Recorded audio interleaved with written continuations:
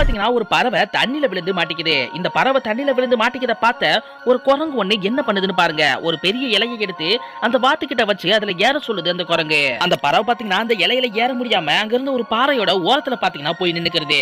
அந்த குரங்கு அதை அப்படியே தூக்கி அது ஒரு ஓரத்துல படுக்க வச்சு அந்த பறவைக்கு என்ன ஆச்சுன்னு எழுப்பி எழுப்பி பாக்குது அந்த குரங்கு. நம்பர் 2, இங்க பாத்தீங்கன்னா ஒரு மீனானது தண்ணில இல்லாம தரையில இருக்கிறத பார்த்த ஒரு நாய் பாத்தீங்கன்னா அதை காப்பாத்துறதுக்காக ரொம்ப நேரமா ட்ரை பண்ணிட்டு இருக்கு. ஆனா அந்த மீனானது பாத்தீங்கன்னா இறந்து ரொம்ப நேரம் ஆச்சு.